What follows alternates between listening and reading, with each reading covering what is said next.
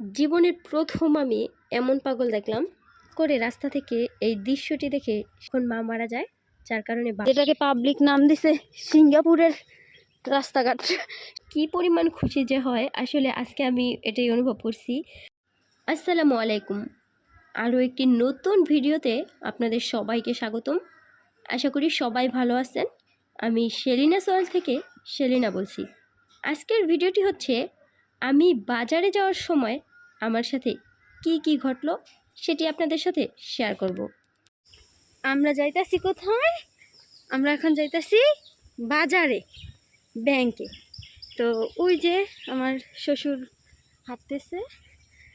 তো যেহেতু ব্যাংকে আমার শ্বশুরের অ্যাকাউন্টে টাকা আসছে, যে কারণে তাকে সাথে করে নিয়ে যাইতাছি। আর আমি সাথে যাইতাছি, সে যেহেতু চেক চুক এগুলো লিখতে পারবো না, কিছুই বুঝবো না, যার কারণে সাথে আমি যাইতাছি।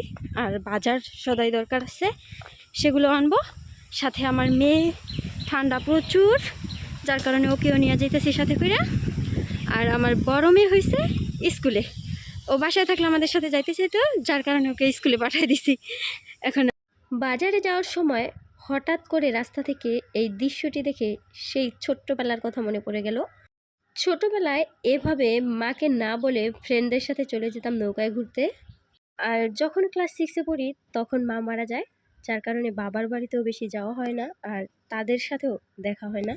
এই যে আমাদের রাস্তার অবস্থা, হ্যাঁ, শরীয়তপুরের রাস্তাঘাট, যেটাকে পাবলিক নাম দিছে সিঙ্গাপুরের রাস্তাঘাট, সিঙ্গাপুর।